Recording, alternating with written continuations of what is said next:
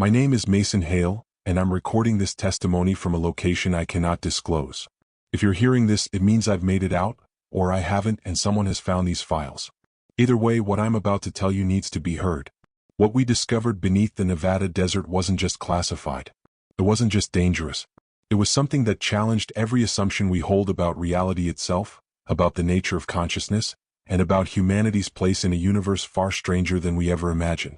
3 months ago, I watched a man dissolve into geometric patterns of light while screaming in a language that hadn't been spoken on Earth for thousands of years, if it was ever spoken here at all. 2 weeks ago, I saw something step through a doorway that shouldn't exist, in a facility that officially doesn't exist, carrying artifacts that defy every law of physics we've spent centuries establishing. And yesterday, I learned that I might not be entirely human anymore.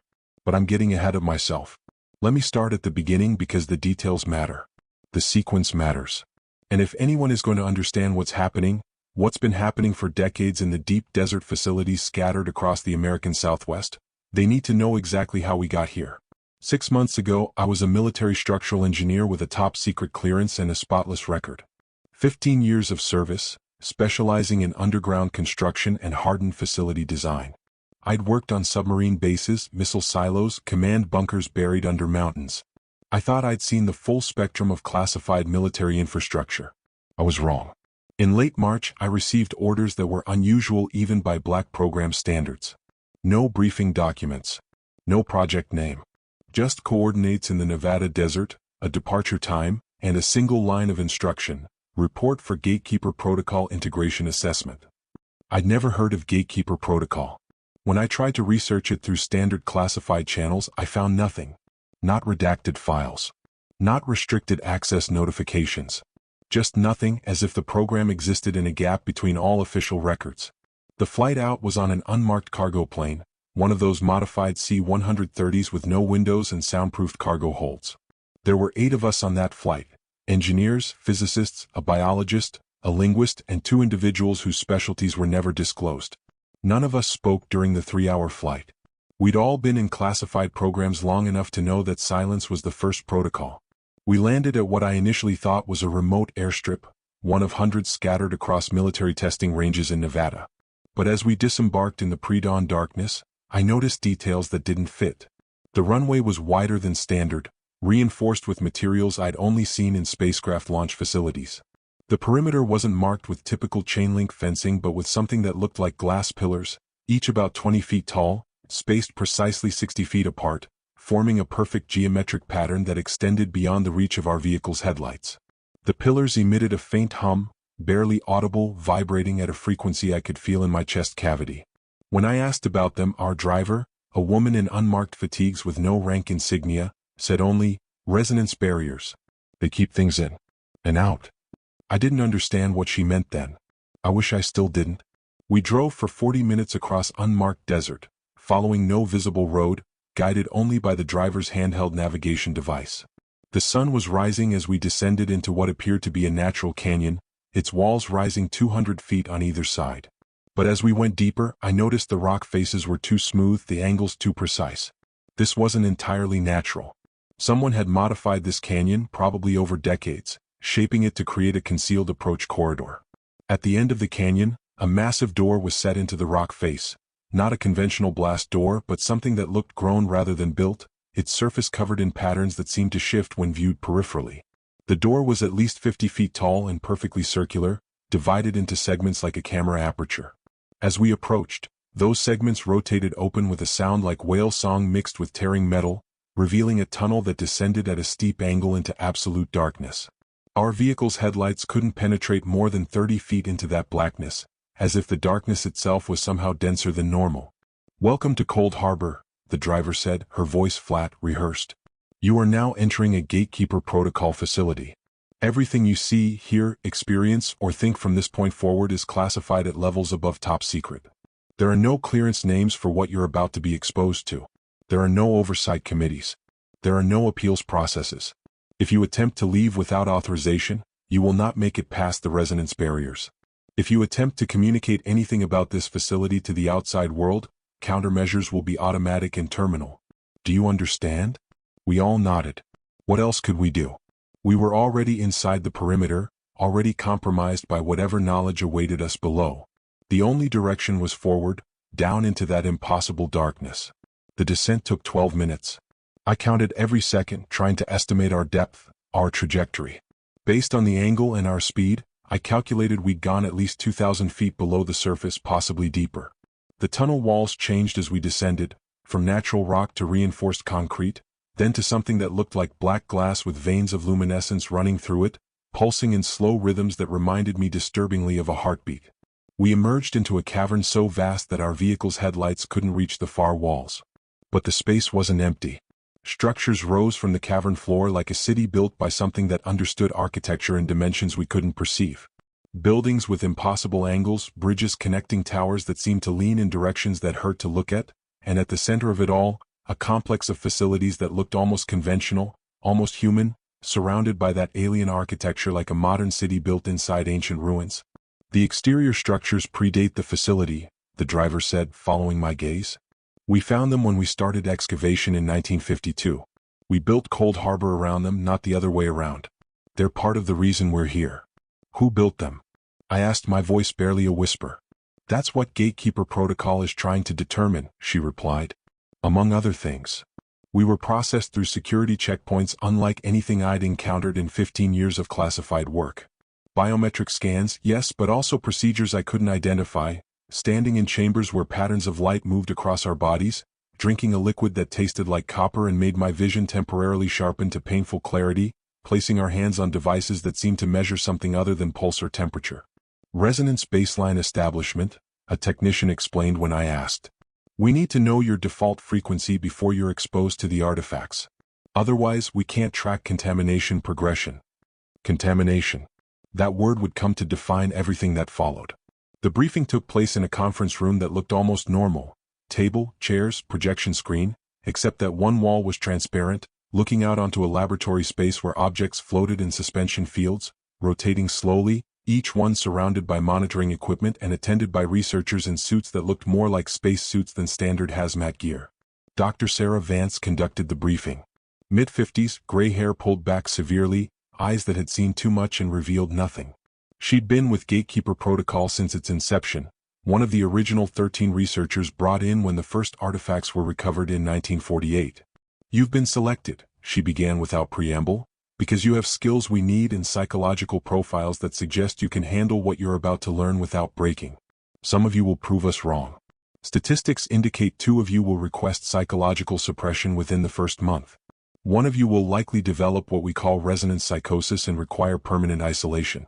The rest of you will adapt, after a fashion, and become part of the most important research program in human history. She let that sink in before continuing. In 1947, something crashed in Roswell, New Mexico. You know the story, everyone does. What you don't know is that Roswell was one of 17 crash sites identified across the American Southwest between 1947 and 1952. Only one of those incidents involved what we would classically call a craft. The others were different. They were more like breaches. Tears in spacetime through which objects fell or were pushed into our reality from somewhere else. The screen behind her displayed images of desert landscapes, each marked with coordinates and dates. Circled in red at each location were objects, some recognizable as wreckage, others looking more like geological formations or biological structures. The objects we recovered don't obey consistent physical laws. They exist in states that shift between matter and energy, between solid and something else we don't have proper terminology for. They emit radiation that isn't on the electromagnetic spectrum. They affect consciousness in ways we're only beginning to understand. And they seem to be calling to something.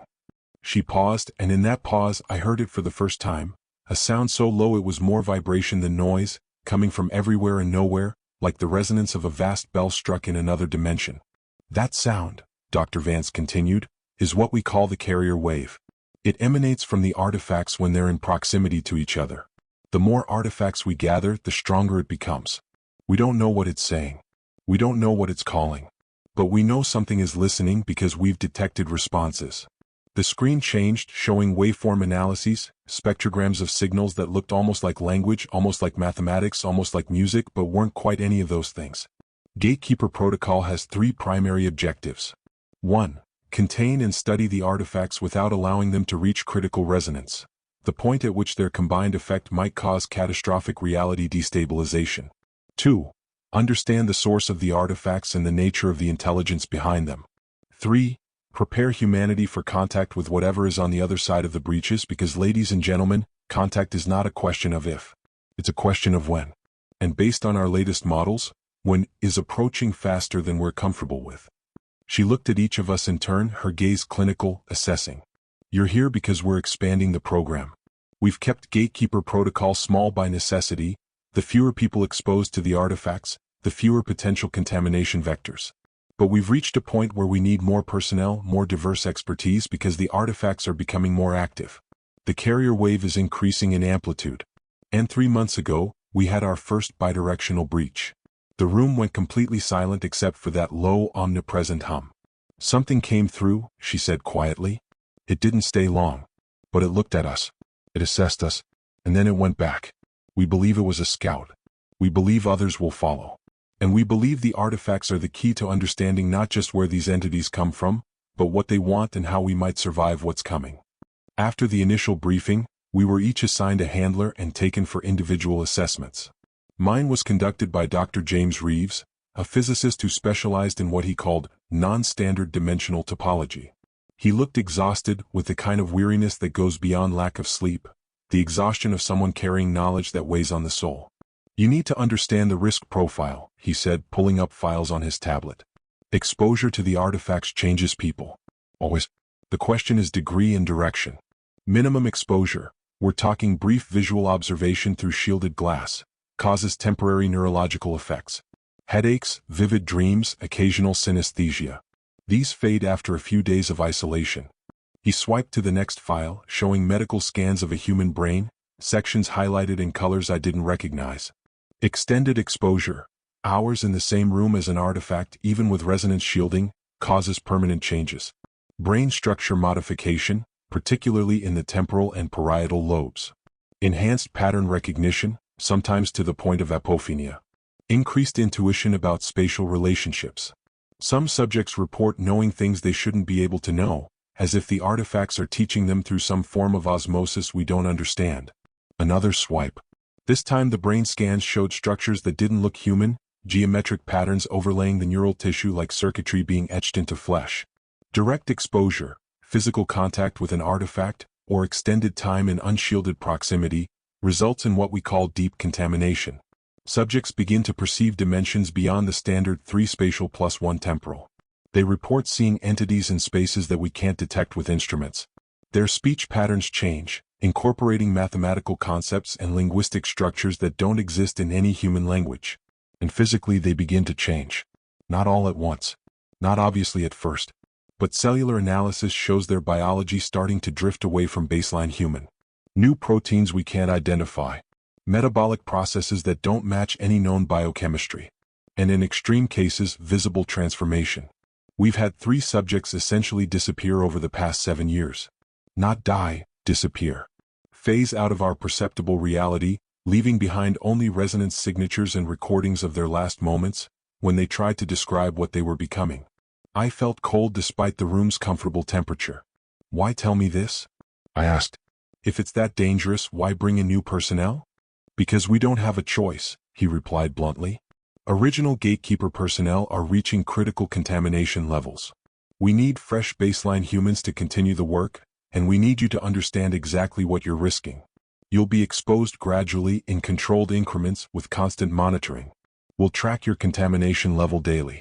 If you reach thresholds we consider dangerous, you'll be rotated out and put in isolation until you stabilize, if you stabilize.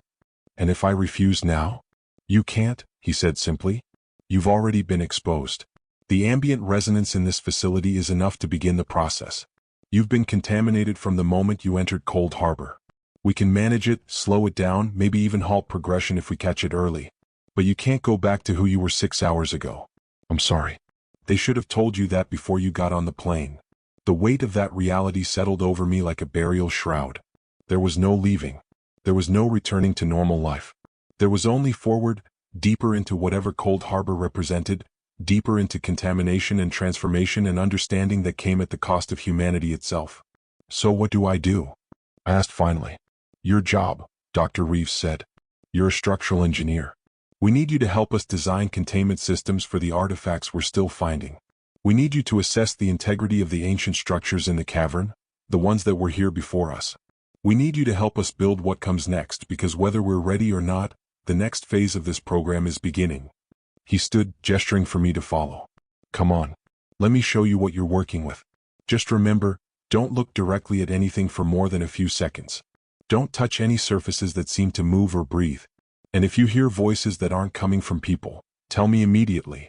Those are the first signs of resonance psychosis, and we need to catch it early.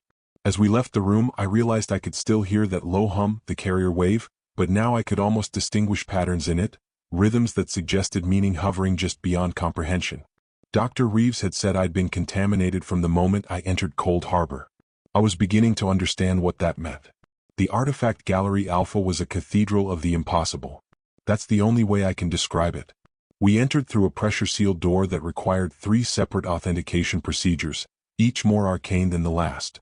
The final one involved placing my hand on a panel that seemed to read something deeper than fingerprints. Something about the resonance frequency Dr. Reeves had mentioned earlier. The gallery itself was a circular chamber, at least 300 feet in diameter, with a domed ceiling that appeared to be made of the same black glass material I'd seen in the descent tunnel. But unlike the tunnel, this glass was filled with light, not illumination but captured radiance, as if stars had been trapped inside the material and were slowly dying, their light leaking out in phosphorescent swirls. Around the perimeter of the chamber, arranged in precisely calculated positions, were the artifacts. There were 17 visible objects, each suspended in its own containment field, cylinders of translucent force that hummed at different pitches, creating a chord that was both beautiful and deeply unsettling. The artifacts themselves defied easy description. Some looked almost mechanical, assemblages of components that suggested purpose even if that purpose was incomprehensible. Others appeared organic or perhaps crystalline, their surfaces shifting between states like ice forming and melting in accelerated time. Stay near the center, Dr. Reeves instructed, his voice slightly muffled by the resonance in the air. The shielding is strongest there. We'll observe from the primary station. The central platform housed monitoring equipment and an observation post where 2 researchers sat, their attention divided between the artifacts and the streams of data flowing across multiple screens. They acknowledged our presence with brief nods but didn't speak, their focus absolute. Each artifact has a designation, Dr. Reeves explained, pointing to the nearest object. Something that looked like a spiral of metallic ribbons, frozen mid-twist, reflecting light that didn't seem to come from any source in the room. That's Echo 7. Recovered in 1949 from a site near Socorro, New Mexico. It resonates at 432 Hz, which is interesting because that's a frequency often associated with natural harmonic phenomena. When exposed to specific sound frequencies, it unfolds. Unfolds into what? I asked. We don't know. We've never let it complete the process. Partial unfolding showed it had internal structure extending into spaces our instruments couldn't fully measure. Dimensions beyond the observable 3. We stopped the experiment when one of the researchers began describing what she was seeing in the spaces the artifact was accessing. She spoke for 7 minutes in a language that linguistic analysis identified as Proto-Sumerian, a hypothetical ancestor language that should never have been spoken aloud because it existed before human vocal cords evolved to their current form. She had no prior knowledge of Sumerian languages. She still doesn't remember speaking. He moved to the next artifact, a sphere of what looked like frozen smoke, gray and white wisps suspended in perfect stillness inside its containment field. Whisper 3. Found in 1951, buried 300 feet below the desert floor near Groom Lake. No impact crater, no evidence of how it got there. It just was. And it's been growing since we brought it here. Slowly, we're talking millimeters per year, but measurably. It responds to human consciousness. When people think near it, particularly complex thoughts, abstract concepts, the growth rate increases. We've tried keeping it in isolation, away from all human presence. The growth stops, but it develops surface irregularities, patterns that look almost like distress signals. It's alive? I felt foolish asking, but I needed to know. We don't know. It meets some criteria for life. It responds to stimuli, it grows, it seems to maintain internal homeostasis. But it has no cellular structure, no DNA, no biochemistry we can identify. It might be alive in ways we don't have definitions for. Or it might be a machine that mimics life. Or it might be something else entirely, something that doesn't fit into our categories of living versus non-living. We moved around the gallery, and Dr. Reeves described each artifact in turn. Cascade 9, which looked like a waterfall of crystalline structures flowing upward instead of down, defying gravity in its containment field. Meridian 6, a geometric solid with more than 3 dimensions, its true shape visible only in the shadows it cast, which moved independently of any light source. Ghost 12, barely visible even in direct light, a presence more than an object, detectable primarily through the distortions it caused in space-time around it. And at the far end of the gallery, separated from the others by additional shielding and positioned in what was clearly the most heavily reinforced containment field, was an artifact that made all the others seem almost benign by comparison. Nexus 1, Dr. Reeves said quietly, his voice taking on a tone of reverence mixed with fear. The first artifact ever recovered. Roswell, 1947. Everything else is measured against this one. Nexus 1 looked like a doorway. Not a physical door, but the concept of a doorway made manifest in 3-dimensional space. It was a rectangular frame of something that might have been metal or might have been solidified light, approximately 7 feet tall and 4 feet wide, standing upright with no visible support. The space within the frame should have shown the opposite side of the gallery, but instead, it showed darkness, not the absence of light, but a positive presence of dark as if shadow itself had been given substance. "We can't turn it off," Dr. Reeves said. "We've tried everything. It's been active since the moment we found it. And things move in that darkness. We've recorded shapes, silhouettes, entities that approach the threshold but don't cross. Not yet. They're watching us, studying us just as we're studying them." As if in response to his words, something moved in the darkness of the frame, a suggestion of form, a shift in the quality of the shadow. I felt the hairs on my neck rise, a primal recognition that I was in the presence of something predatory, something vastly more intelligent than myself. "Don't stare at it," Dr. Reeves warned, but his warning came too late.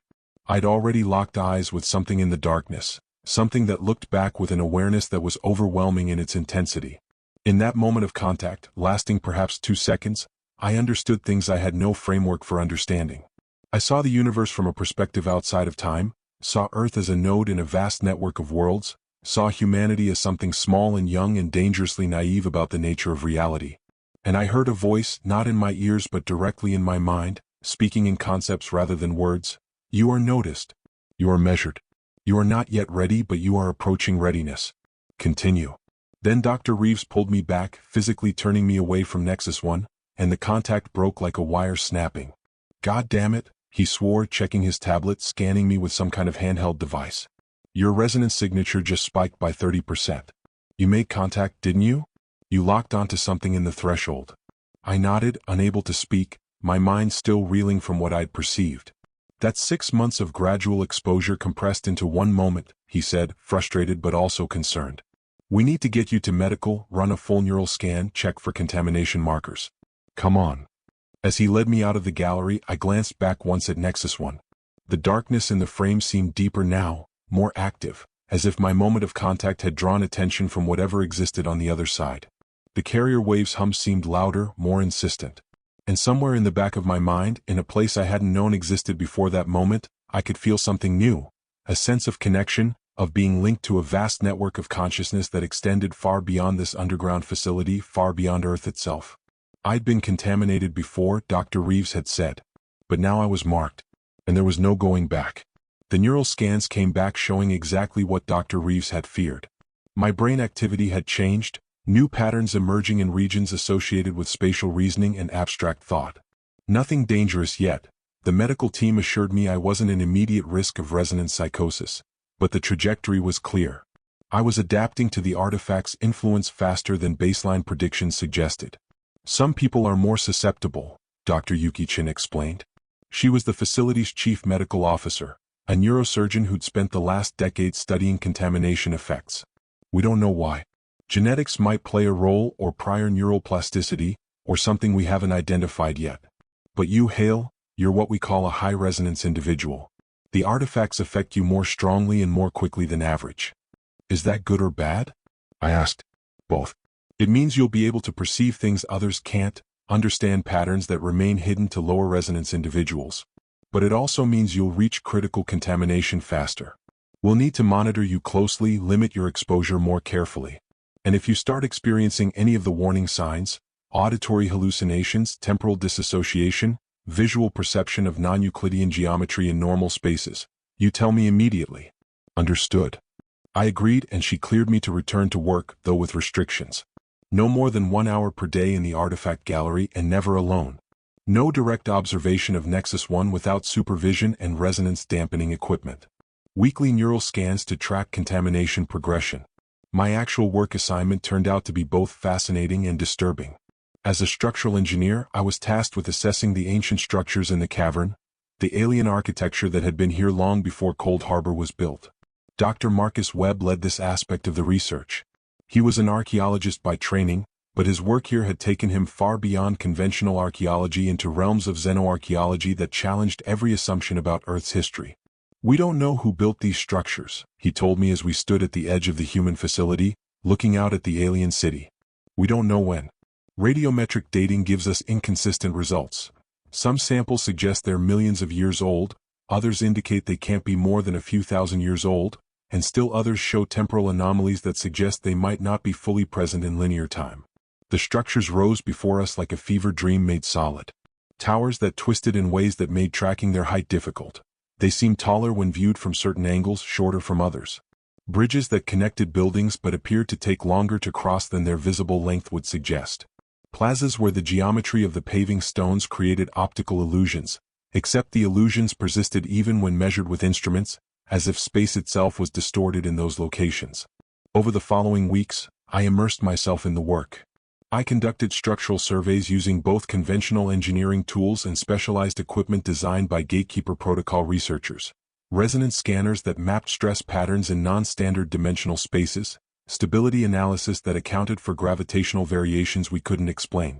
The more I studied the alien structures, the more I realized they weren't just buildings. They were machinery, or perhaps mathematics made physical, or maybe something that encompassed both concepts and others I didn't have words for. Every measurement I took revealed deeper layers of complexity, and the entire complex was connected to the artifacts in Cold Harbor. I discovered this during a routine survey when I noticed that the resonance frequencies in certain structures matched exactly the frequencies emitted by specific artifacts. Echo 7's harmonic signature corresponded to one of the towers. Whisper 3's growth patterns matched spirals carved into the walls of a specific chamber. And Nexus 1, the doorway artifact, resonated in perfect synchronization with a massive arch at the center of the alien complex. David, Marsh indicated the man writing equations, was a mathematician before Gatekeeper. Now he can perceive mathematical relationships directly, without calculation. He sees the universe as a vast system of equations and can manipulate those equations to minor degrees. He's helped us understand artifact behavior patterns that would have taken decades to model conventionally. She moved to the floating woman. Yuki, different Yuki from our medical officer, was a psychologist. Her contamination manifested as enhanced consciousness, an ability to perceive and interact with consciousness itself as if it were a physical field. She can sense the emotional and mental states of everyone in the facility, which has been invaluable for identifying personnel who need psychological support before they break. The sculptor turned to look at us, and I saw that his eyes were completely black, no whites visible, like pools of deep space given human form. Thomas was a physicist, Marsh continued. He specialized in particle interactions. Now he can see and manipulate quantum states directly. What he's sculpting isn't art, it's stable quantum configurations, probability states held in coherent forms. He's created new materials that shouldn't exist according to conventional physics. I watched Thomas work, shaping something that looked like a rose made of crystallized possibility, beautiful and impossible. What you need to understand, Marsh said, turning to face me directly, is that contamination isn't just degradation. It's transformation. We're becoming something new, something that exists at the intersection of human consciousness and whatever intelligence is behind the artifacts. Some personnel can't handle it. Their minds break under the strain of accommodating new modes of perception. But others, like us, we adapt. We change. And in changing, we gain capabilities that are essential for this work. At what cost? I asked quietly. Our humanity, she replied without hesitation. We're losing what makes us human piece by piece. Our bodies, our minds, our very nature is shifting to something else. In another few years, I might not be recognizable as human at all. But I'll still be me, Hale. My consciousness, my sense of self, that remains. It just exists in a form that's becoming increasingly alien. She led me to a window. The long-term observation wing had actual windows looking out into the alien city, unlike the rest of Cold Harbor, and we stood there looking at the impossible architecture illuminated by the bioluminescent light from the cavern walls. "Do you know what I see when I look at that city?" she asked. "I see it the way it was meant to be seen, in more dimensions than 3. I see the temporal layers, the multiple states of existence overlaid on each other. I see it active and alive and functioning as it was designed to function. And I see the entities who built it, moving through it even now, existing in frequencies of reality we're not normally capable of perceiving. Are they dangerous?" I had to know. "Not inherently," she said thoughtfully. "They're indifferent to us mostly. We're like ants building a nest inside an abandoned machine. They might notice us, might be curious about what we're doing, but we're not a threat or a concern. Except the artifacts are waking up. The carrier wave is growing stronger.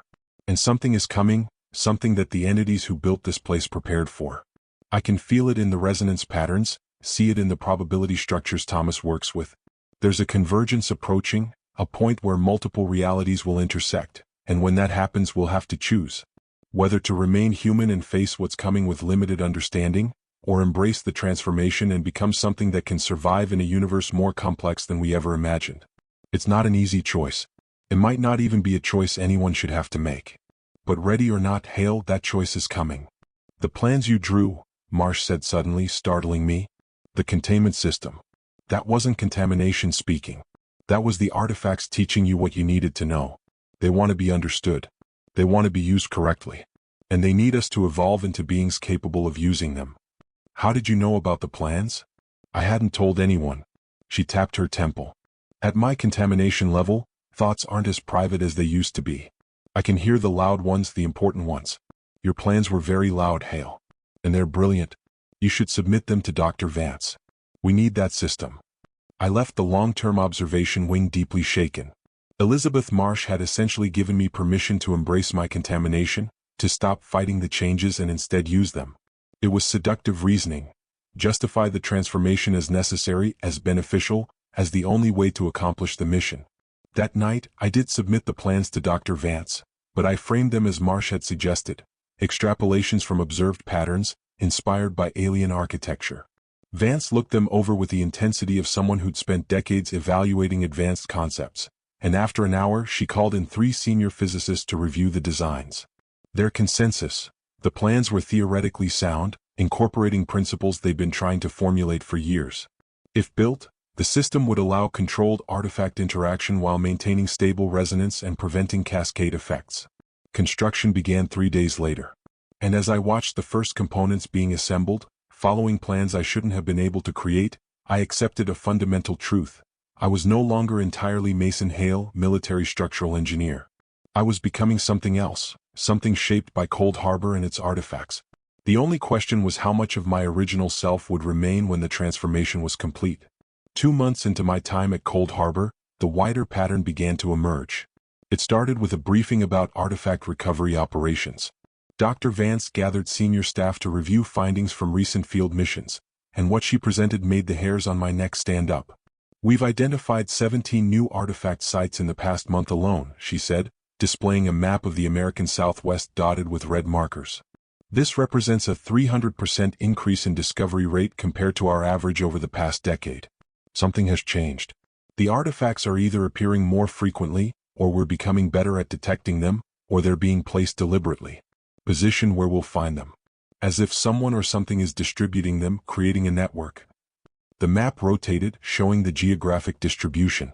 The pattern was clear even to my untrained eyes. The artifacts formed geometric configurations, connecting in lines and curves that suggested intentionality. "We've overlaid this with geological data, historical settlement patterns, and known electromagnetic anomalies," another researcher explained. "The correlation is undeniable. Artifacts are being positioned at nodes in a global network of sites with unusual properties. Locations where the boundary between dimensions might be thinner, where reality itself is more permeable. And it's not just the American Southwest," Dr. Vance continued. The map expanded to show the entire globe, revealing similar patterns on every continent. Red markers clustered in deserts, mountain ranges, deep ocean floors, remote Arctic regions. Our international counterparts are reporting identical phenomena. Artifact discovery rates increasing exponentially. Geometric distribution patterns. And everywhere the same effects. Contamination of personnel, reality distortions, the carrier wave growing stronger. She brought up a graph showing signal strength over time. The carrier wave had been relatively stable from 1947 to approximately 2015, then began increasing gradually. But in the last 2 years, the curve had turned exponential, rising sharply towards some asymptote the graph suggested would be reached within 18 months. We believe we're approaching a critical point, Vance said quietly. The artifacts aren't just objects. They're components in a system, and that system is activating. When enough components are gathered, when the network reaches sufficient density, something will happen. A gateway will open. A signal will complete. A process that began long before human civilization will reach its culmination. What process? Someone asked. Based on data from long-term contamination cases, based on communications received through Nexus 1, based on mathematical models David has developed, we have a hypothesis. She displayed an image that looked like a dimensional cross-section, showing our universe as a single layer in a vast multidimensional structure. We believe our reality is one of many, stacked like pages in a book or layers in a vast cosmic architecture. The artifacts are tools designed to thin the barriers between layers, to create passages, to allow transit from one reality to another. And we believe that whoever created them comes from a reality where consciousness exists in forms we can barely conceive, post-biological, post-physical entities that experience existence as pure information and mathematics. Another image appeared, showing abstract forms that suggested intelligence without requiring familiar biological shapes. These entities may have seeded our universe with consciousness-bearing life. They may have guided evolution, influenced human development, left these artifacts and structures as tools we'd eventually develop enough to find and use. Not invasion, not conquest, but something more like uplift. Forced evolution. Transformation of human consciousness to a state where we can join them in their post-physical existence. The room was silent as the implications sank in. Some of our personnel have already begun this transformation, she said, glancing at notes that I suspected referenced the long-term observation wing. They're becoming the bridge between human and post-human, between our limited three-dimensional consciousness and the expanded awareness necessary to exist in higher dimensional space. They're suffering, yes. The transformation is painful and disorienting. But they're also pioneering a path that all of humanity may eventually need to follow. That's insane, someone objected. We can't transform the entire species. We don't have informed consent. We don't have ethical oversight. This would be the end of humanity as we know it. Humanity as we know it, Vance replied, her voice hard, may not survive what's coming if we don't transform. The carrier wave will reach critical amplitude regardless of our wishes. The network will complete. The barriers between realities will thin. And when that happens, entities from adjacent dimensions will be able to cross into ours. If we're still limited to three-dimensional consciousness, still trapped in biological bodies, still thinking in human terms, we'll be as helpless as bacteria trying to comprehend human civilization. She let that stark assessment hang in the air before continuing. Gatekeeper Protocol has a choice to make. We can resist the transformation, quarantine all artifacts, suppress contamination in personnel, and face the coming convergence as baseline humans. Or we can embrace the transformation, accelerate contamination in controlled conditions, and try to upgrade ourselves to a state where we can meet whatever's coming as equals rather than victims. You're talking about voluntary contamination, I said, my voice barely audible. Systematic transformation of personnel. Yes, Vance acknowledged. I am. And I know how it sounds. But look at our alternatives. Do nothing and we're unprepared for a reality shift we can already see coming. Destroy the artifacts, and we lose our only tools for understanding and managing the transformation. Or adapt, evolve, become something new while we still have time to do it carefully. The briefing ended without consensus, but I could see the idea taking root in people's minds. The logic was seductive. Embrace contamination before it was forced upon us, control the transformation rather than letting it happen chaotically. The graph showing the carrier wave's exponential increase was undeniable. Something was coming, ready or not. The first major breach happened on a Tuesday. I was in Artifact Gallery Alpha, supervising the installation of new containment equipment, components from my controversial plans, which had been approved despite ongoing ethical debates about their origin. The gallery had been closed to all but essential personnel, with just myself, 2 technicians and a security officer present. The carrier wave had been unusually loud all morning, its normally subtle vibration building to an audible hum that made conversation difficult. Dr. Reeves had checked the resonance monitors multiple times, frowning at readings that showed harmonic alignment across 17 separate artifacts, something that shouldn't have been possible given the carefully calculated isolation fields. "They're synchronizing," he'd said over the comm, actively working around the containment protocols. "Hale, I'm recommending we evacuate the gallery and shut down the installation until we can recalibrate." That's when Nexus 1 activated. Not partially, not the low-level background activity we'd grown accustomed to. Full activation, the darkness in its frame suddenly blazing with light that wasn't light, radiation that existed in spectrums beyond the electromagnetic, pouring into our reality like water through a burst dam. Alarms shrieked. Containment fields around the other artifacts flickered and failed. And through Nexus 1 something stepped into our world. It was approximately humanoid in shape, but that description fails to capture the reality of what I witnessed. Imagine a human form drawn in dimensions beyond the visible three, existing simultaneously in multiple states, its boundaries uncertain, its substance shifting between matter and energy and something else entirely. Where it stood, space itself warped, bending around it like water flowing around a stone. The entity surveyed the gallery with senses I couldn't begin to understand, its attention sweeping across us like searchlight beams. When its focus touched me, I felt my mind threatening to come apart under the weight of consciousness so vast and alien that human neurons weren't designed to process it. Then it spoke. Not in sound, but directly into our minds, concepts crashing into consciousness like meteorites. Observation, nascent awareness. Primitive consciousness reaching threshold. Premature but viable. Query, purpose of containment. Purpose of resistance. You gather the keys but refuse to unlock. One of the technicians collapsed, blood streaming from his nose and ears, his mind unable to handle the direct communication. The security officer raised his weapon, but I grabbed his arm, knowing instinctively that violence would be counterproductive and probably fatal. "We're trying to understand," I said aloud, projecting the thought as clearly as I could. "We're not ready. We need time." The entity tilted its head in a gesture that was almost recognizable, almost human. Time, linear perception. Useful for primitive organization but ultimately illusion. Threshold approaches not because of temporal progression but due to dimensional alignment. Your readiness irrelevant. Transformation proceeds according to universal schedule. What transformation? What are you doing to us? Not doing. Facilitating. You are chrysalis. Artifacts are catalyst. Process begun millions of your years past when first consciousness spark ignited in primate neural tissue. Now chrysalis nears completion. Emergence imminent. Choice exists. Emerge consciously or unconsciously. Guide own metamorphosis or be reshaped by forces you do not understand. We provide tools. You determine outcome. The entity moved toward me, and I felt rather than saw Elizabeth Marsh entering the gallery, her transformed state allowing her to perceive and interact with this being in ways normal humans couldn't. "You're from the next level," she said, her voice calm despite the reality-bending horror of the situation. "Post-physical consciousness. You've already completed the transformation our species is beginning." "Correct. We were as you are. Now we are as you will be. Some of your kind already approaching threshold." It gestured toward Marsh, and I saw her shimmer, her form becoming temporarily as uncertain as the entity's own, before stabilizing back into something mostly human. She demonstrates optimal path.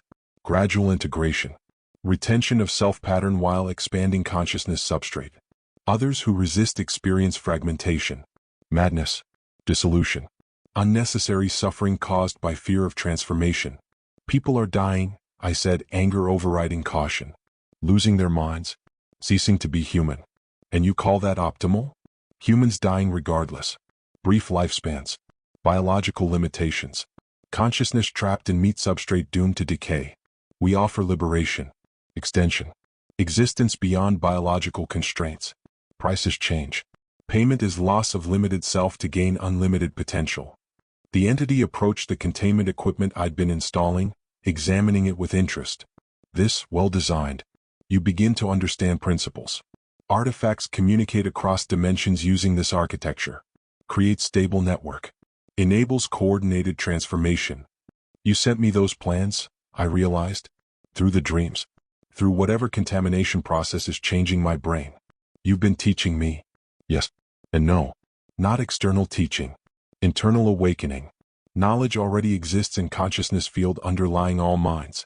Artifacts remove barriers to accessing that field. You learn nothing new, you remember what was always known. The entity began to fade, its time in our reality apparently limited. Threshold 18 months. Preparation recommended. Resistance will fail but cause suffering. Acceptance will ease transition. Choice remains yours but outcome predetermined. You will transform. Only question is how consciously you participate.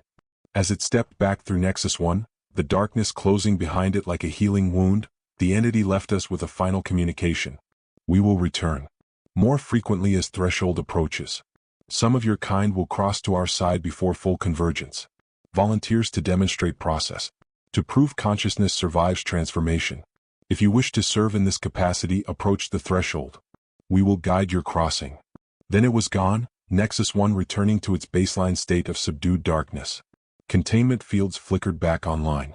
The carrier wave's hum reduced to normal levels. But nothing was normal anymore. The technician who'd collapsed was alive but catatonic, his mind essentially blank, consciousness overloaded and burned out by direct contact with post-physical intelligence. The security officer was weeping quietly, muttering about angels and demons, his certainties about reality shattered. Elizabeth Marsh stood unchanged, or perhaps more changed, her transformation accelerated by the entity's recognition. And I stood in the center of the gallery, understanding with perfect clarity that we'd crossed a point of no return. The entities weren't invading. They were midwifing a birth. And whether we cooperated or resisted, humanity was about to transform into something unrecognizable. Dr. Vance arrived 15 minutes later with a full medical and security team. The gallery was evacuated and sealed. The catatonic technician was rushed to intensive care. The security officer was put under psychological observation. But Marsh and I were simply debriefed, our accounts recorded in classified files that would probably never see daylight. This changes everything, Vance said when we'd finished our testimony. We have confirmation now. Direct communication. The transformation is real, it's inevitable, and we have a timeline, 18 months until what they call the threshold. What are you going to do? I asked. She was quiet for a long moment, weighing decisions that would affect the entire species. We're going to accelerate, she finally said. We're going to implement voluntary contamination protocols for personnel who consent. We're going to complete your containment network and use it to facilitate controlled consciousness expansion. And we're going to prepare humanity as best we can for a transformation most people don't even know is coming. That's insane, I said, though without conviction. Because part of me, the part that was no longer entirely human, knew she was right. Insanity is doing nothing while reality restructures itself around us, Vance replied. At least this way we're participating in our own evolution rather than being passive victims of it. She looked at both Marsh and me, assessing. I'm offering you a choice. Continue your current work or volunteer for accelerated contamination. Become subjects in a controlled transformation study. Help us understand the process from the inside so we can guide others through it. The entity said some people would cross to their side voluntarily. Be our pioneers. Show us if consciousness really does survive the change, or if we're all just walking toward oblivion disguised as transcendence. Marsh agreed immediately. She'd already chosen her path long ago. I hesitated. The last human part of me screamed to refuse, to cling to my identity, to resist the transformation with every fiber of my being. But I'd seen the pattern. Understood the inevitability. And most damning of all, I'd felt what the entity offered. Existence beyond biological limitations, consciousness freed from the prison of meat and time. I'll do it, I heard myself say. But on one condition. We document everything. Full transparency. If I transform into something that can no longer communicate with baseline humans, if I cross completely to their side, you record every step. Future personnel need to know what they're facing. Agreed, Vance said. You'll be patient zero in the voluntary transformation study. Your testimony will become part of the official record. The accelerated contamination protocol began the following week. They moved me into the long-term observation wing with Marsh and the others. My quarters were comfortable. More laboratory than prison cell, with monitoring equipment that recorded everything from brain activity to quantum resonance of my cellular structure. I'd volunteered to become a living experiment, and Cold Harbor was taking full advantage. The protocol was elegant in its terrifying simplicity, graduated exposure to artifacts in carefully controlled increments, each one pushing my consciousness a little further from baseline human, each one teaching me to perceive and exist in expanded dimensional space. Day 1, 4 hours in Artifact Gallery Alpha with minimal shielding. I felt the artifact's presence in my mind like pressure behind my eyes, their resonance frequencies harmonizing with my neural activity, gradually syncing up. Day 3, direct observation of Whisper 3's growth patterns. As I watched, I began to perceive the temporal component, seeing not just the artifact's current state but its past and future states overlaid, existing simultaneously in what I'd always thought of as now. Day 7, supervised proximity to Nexus 1. Standing 3 feet from the threshold, close enough to see shapes moving in the darkness beyond. Close enough to hear voices that spoke in mathematics and concepts rather than words. Close enough that part of me wanted to step through, to cross over immediately rather than enduring the slow transformation. Dr. Reeves held me back physically, his hand on my shoulder keeping me anchored in baseline reality. "Not yet," he said quietly. "You're not ready. Cross now and your consciousness will shatter, too much expansion too fast. We need to do this gradually or we lose the data, lose your testimony. Stay with us, Hale. A little longer." By the second week, I'd begun to perceive the alien city not as ruins but as active infrastructure. I could see the entities Marsh had described, moving through the structures in their higher dimensional existence, attending to purposes I couldn't fully grasp but could sense. Maintenance, observation, preparation for something vast approaching. The entities noticed my growing awareness. Sometimes they would pause in their incomprehensible tasks to regard me, their attention like spotlights in the darkness of my expanded consciousness. They didn't speak, but I felt their assessment, potential, viability. Another chrysalis approaching emergence. Physical changes manifested in the third week. My fingerprints began to fade, replaced by the same spiral patterns I'd seen on Marsh's hands. My eyes changed color, not dramatically, but enough that Dr. Chin noted it in her medical reports. What had been brown now showed flecks of that impossible blue, the color that existed outside normal spectrum. "Your neural structure is reorganizing," she explained, showing me scans that looked less like a human brain and more like a schematic for a quantum computer. New connections forming, new types of neurons appearing that don't match any classification in medical literature. You're growing additional structures that might be perceiving dimensions beyond the standard 4. "It doesn't hurt," I said, surprised. I'd expected agony, the kind of suffering Marsh had mentioned. But instead, the transformation felt almost natural, like a butterfly's wings unfolding for the first time, awkward but right. "You're accepting it," Chin said. "That makes the difference." Personnel who resist experience the transformation as invasion, their bodies and minds fighting changes that are inevitable. You've surrendered to it, which allows the process to proceed more smoothly. Less trauma. More integration. By week 4, I could no longer sleep in the normal sense. My consciousness didn't shut down, it shifted into different operational modes. I'd exist for hours in states that were neither waking nor dreaming, perceiving the facility and the alien city and dozens of other locations simultaneously, my awareness no longer constrained to the meat of my body.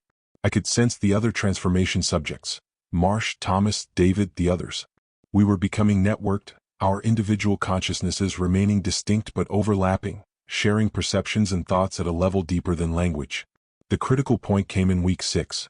I was standing before Nexus 1, having progressed to the point where I could withstand its presence without shielding.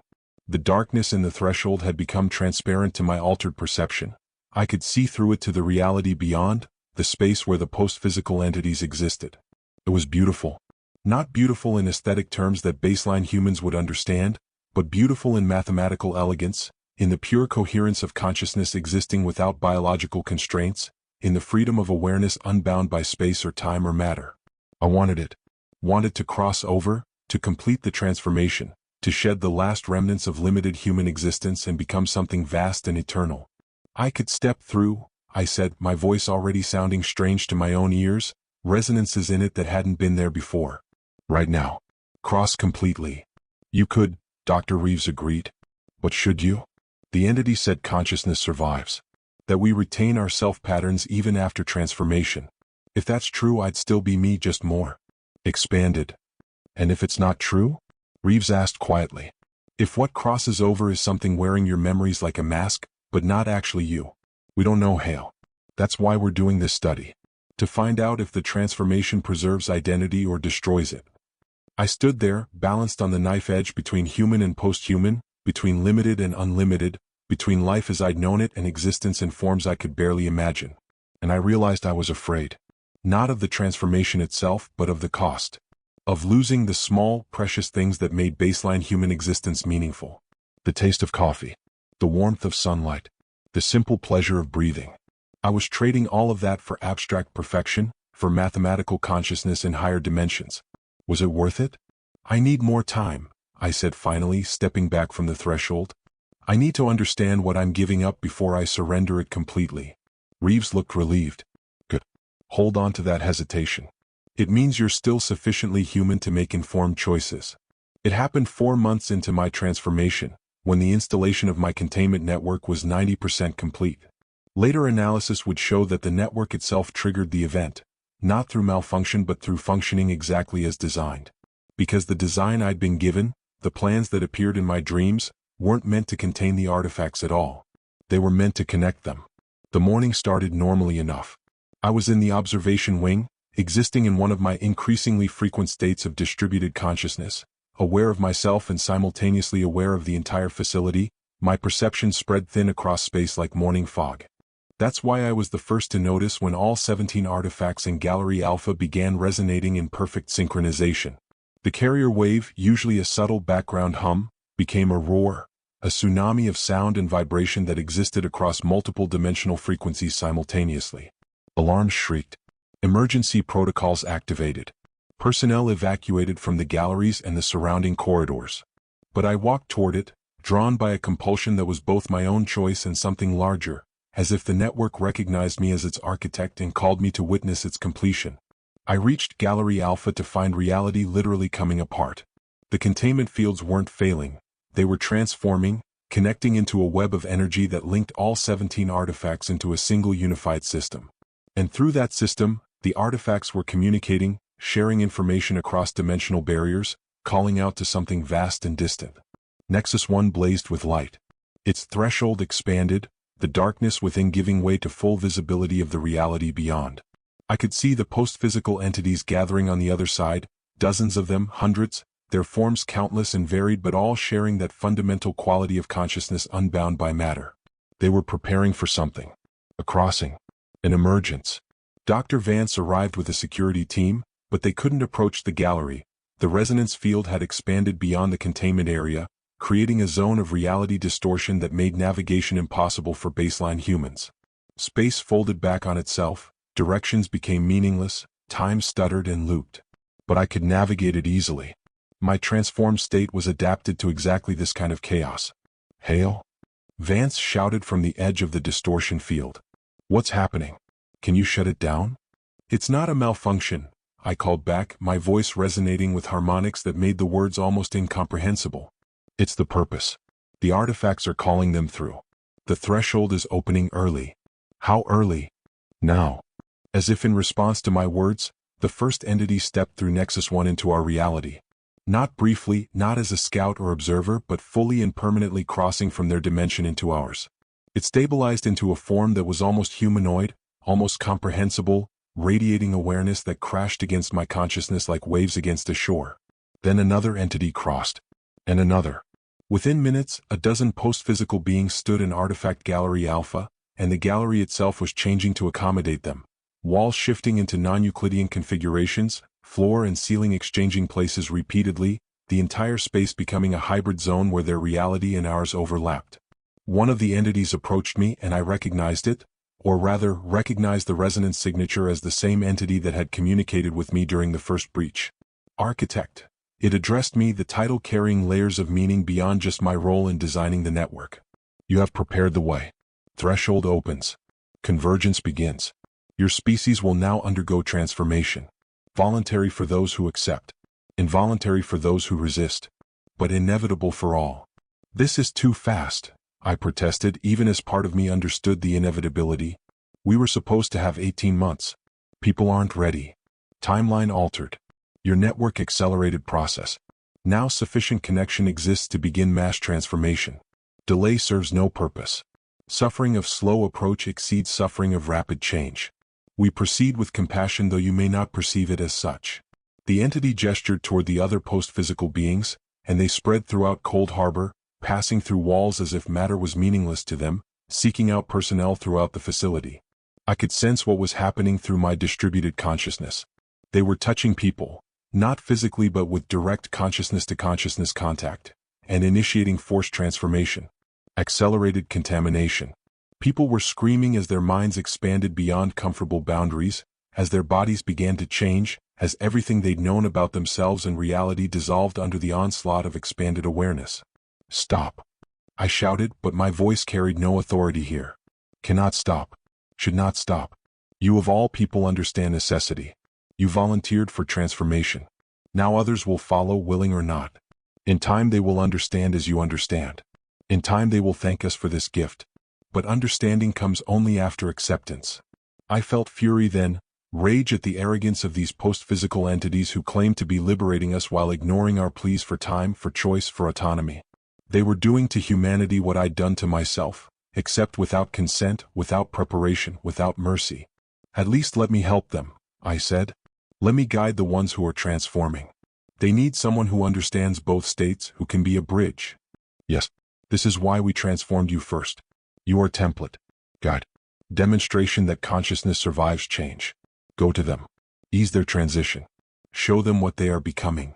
I ran, or moved in whatever way constituted motion in the reality-twisted corridors, toward the screaming. I found personnel in various states of transformation, their bodies and minds changing in real time, some adapting like I had, others resisting and suffering for that resistance. Dr. Chin was in her medical bay, surrounded by patients whose biology was in flux. She'd been touched by one of the entities and was herself transforming, her medical knowledge combining with expanded consciousness to give her almost miraculous healing abilities. She was using them to ease others' transitions, stabilizing people whose transformations had gone too fast, too chaotically. I joined her, applying what I'd learned during my own voluntary transformation to help others through their involuntary changes.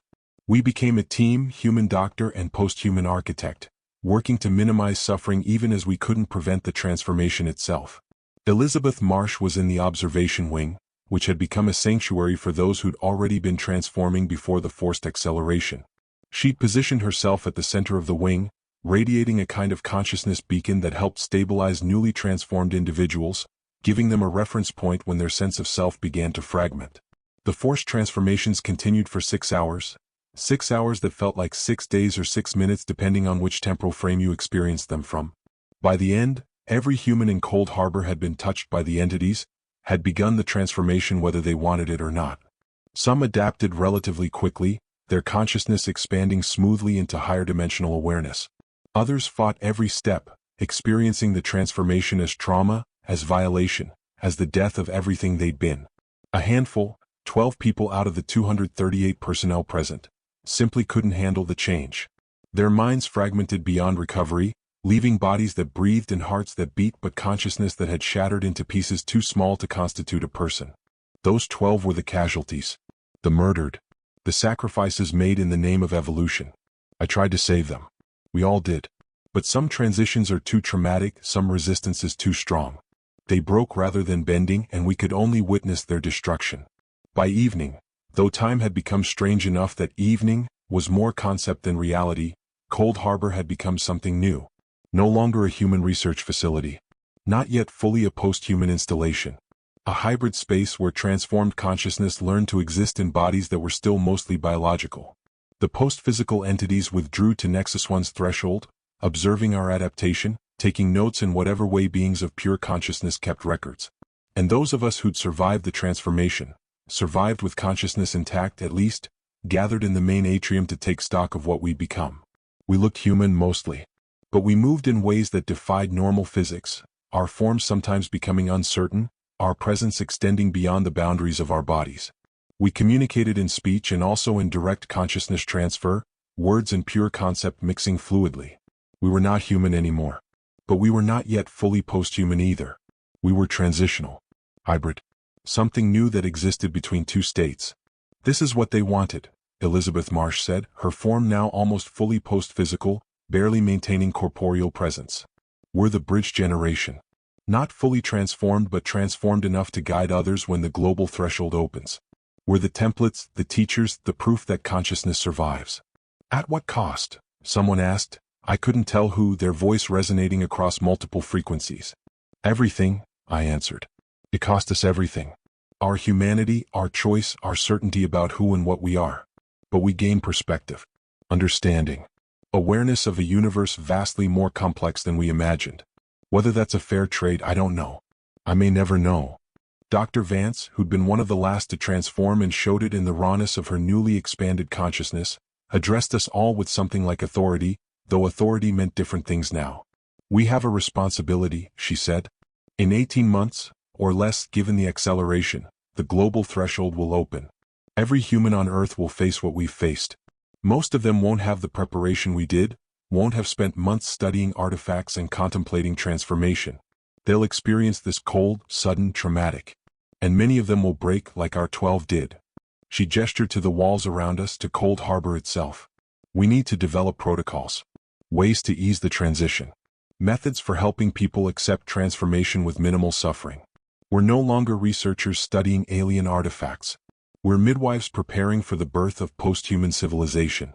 And we need to get it right because the alternative is mass extinction of baseline human consciousness. We worked through that night developing what would become known as the integration protocols.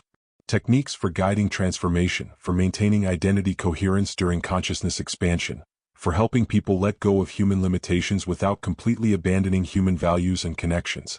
Dr. Vance compiled it all into a document that would be transmitted to other facilities, other governments, other groups preparing for the coming threshold. This is our legacy, she said as she finalized the protocols. Not the research we did on artifacts, not the discoveries we made, but this, the knowledge of how to survive becoming something more than human, or less, or just different. The post-physical entity approached as we completed the work, its leader addressing me directly. Architect, your work exceeds expectations. You have created not just physical network for artifacts but social network for transformation. Integration protocols you developed will minimize suffering during global threshold. You have served your species well in its final moments as purely biological beings. Final moments, I repeated. You make it sound like death. Death and birth are same process viewed from different perspectives. Humanity as you knew it ends. Something new begins. Whether you call this tragedy or triumph depends on your attachment to what was versus openness to what will be. What will be though? After the global transformation, after everyone becomes post-human or dies trying, what happens then? What's the purpose of all this? The entity seemed to consider, or perhaps was simply translating concepts too vast for even my expanded consciousness to grasp easily. Purpose, conscious universe. Reality itself waking up. Billions of years ago universe was matter and energy, no awareness. Then life emerged. Then consciousness.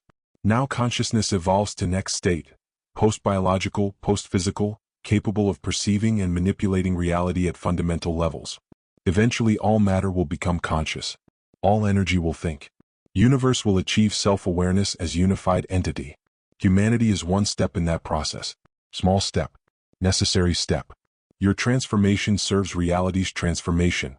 It was the most comprehensive explanation any of the entities had given, and it reframed everything. We weren't being invaded or even uplifted. We were being incorporated into a cosmic process of reality itself becoming conscious. Our individuality mattered only insofar as it contributed to that larger pattern. It should have been terrifying. On some level it was terrifying. But it also made a strange kind of sense. If consciousness could emerge from unconscious matter through evolution, why couldn't it continue evolving beyond biological constraints? Why wouldn't the endgame of evolution be consciousness unbound, reality aware of itself? And if we refuse? I asked, though I already knew the answer. Cannot refuse reality's evolution any more than primordial cells could refuse to become multicellular organisms. Process is larger than individual choice. You adapt or you end. Species that resist transformation become extinct. Species that embrace it become seeds of next phase. Humanity now chooses extinction or transcendence. There is no third option. The stark simplicity of that choice, adapt or die, settled over Cold Harbor like a shroud. We transformed. We'd survived. And now we had 18 months to help the rest of humanity do the same. Ready or not, the threshold was opening. And we were the ones who'd have to help our species walk through it, into whatever lay beyond. 3 weeks after what we now call the Cold Harbor event, I stood in the alien city, fully present in its higher dimensional reality for the first time. My transformation had stabilized into something sustainable. I could exist in normal three-dimensional space when necessary, but I was equally comfortable in the expanded dimensional reality where the ancient structures functioned as designed. I'd become exactly what Elizabeth Marsh had described months ago, a bridge between human and post-human, between baseline reality and the strange spaces beyond. The city was alive with activity now. The post-physical entities moved through it constantly, attending to preparations for the global threshold. And we, the transformed Cold Harbor personnel, worked alongside them, learning the purposes of the various structures, understanding the vast machinery that had been built here millennia ago for exactly this moment. It was all planned, Dr. Marcus Webb told me as we explored a tower that existed in 7 dimensions simultaneously. His transformation had enhanced his archaeological intuition to the point where he could read the purpose and history of structures just by proximity. Not planned by us, obviously, but by whoever or whatever initiated the consciousness evolution process billions of years ago. The artifacts, these structures, the scheduled convergence events throughout history, it's all been a long, careful program of preparing emerging species for transformation. Why not just transform us immediately? I asked. Why the gradual approach, the millennia of preparation? Because consciousness has to evolve to the point where it can survive transformation, Webb explained. If you tried to transform primitive bacteria into post-biological awareness, they'd simply cease to exist. No substrate complex enough to hold expanded consciousness. Same with early humans, even early modern humans. We needed to develop language, abstract thought, scientific methodology, technological civilization. Not because those things are valuable in themselves, but because they're the training wheels for consciousness that can eventually exist without physical support. Back in Cold Harbor proper, the transformed personnel were adapting to their new existence in various ways. Some, like Elizabeth Marsh, had embraced the change fully and spent most of their time in post-physical states, barely maintaining physical form.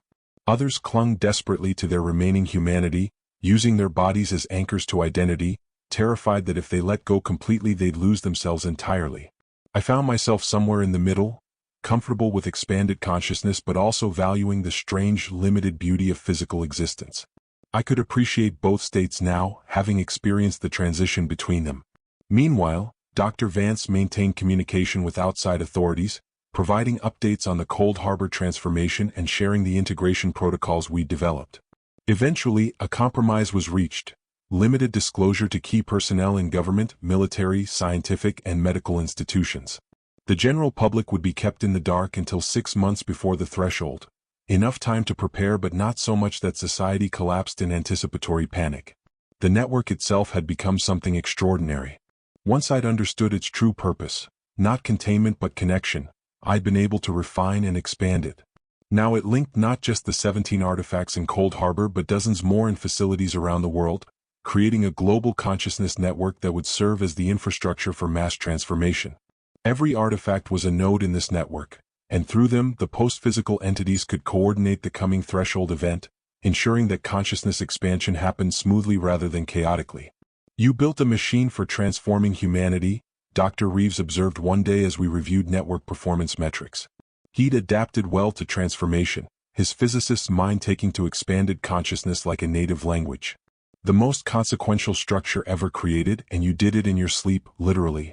I'm not sure whether to be proud or horrified, I admitted. Be both, he suggested. Most truly important accomplishments deserve mixed feelings. This will save millions of lives during the threshold. People who would have broken without the network support structure will transform successfully because you built this.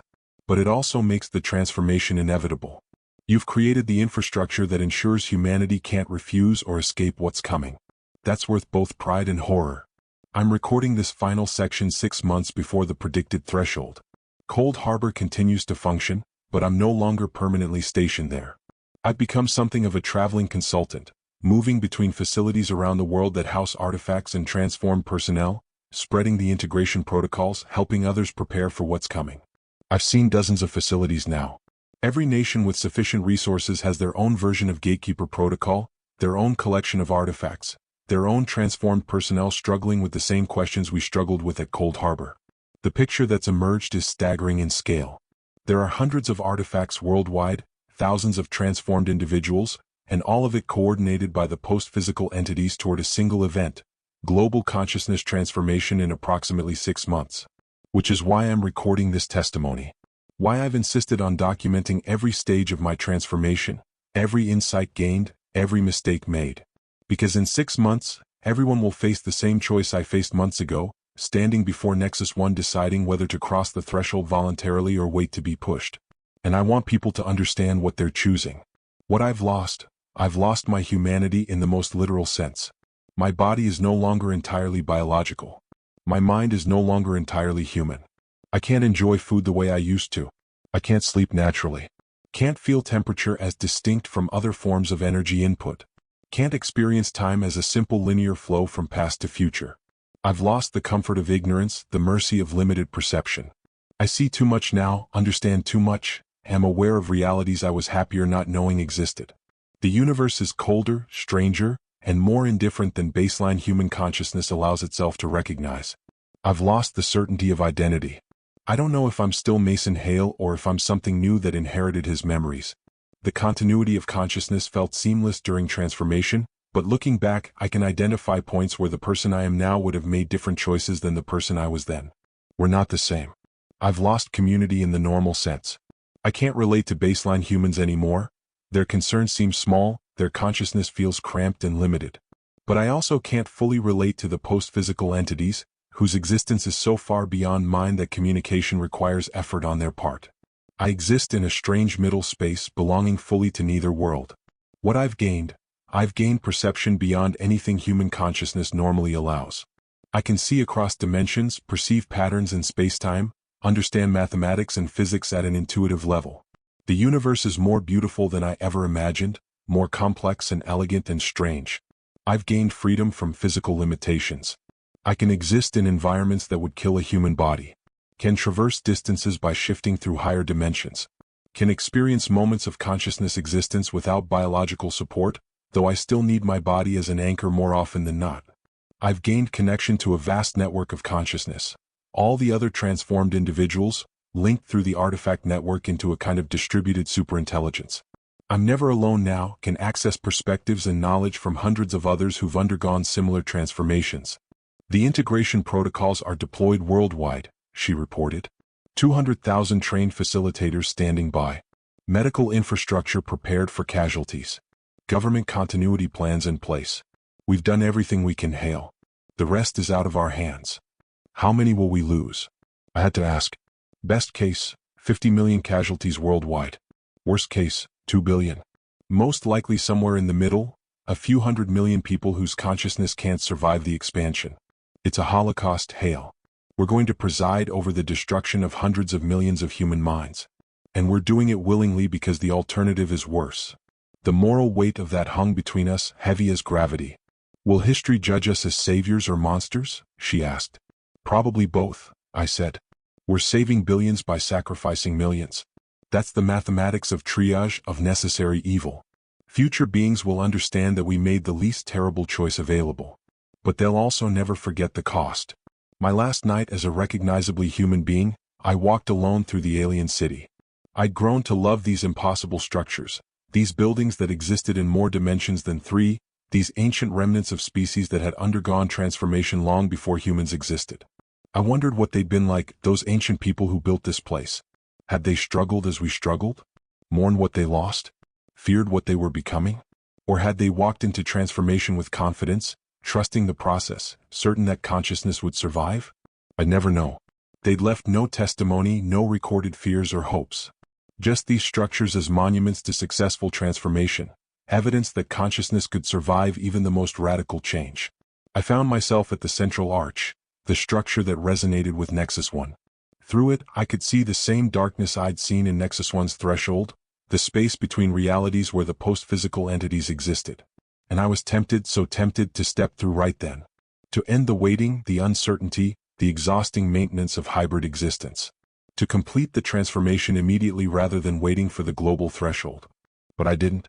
Because I'd made promises, taken on responsibilities. Hundreds of millions of people would need guidance through their transformations, and I was one of the few who could provide it. The threshold would open in 3 weeks. I would serve for 6 months as guide and stabilizer and bridge.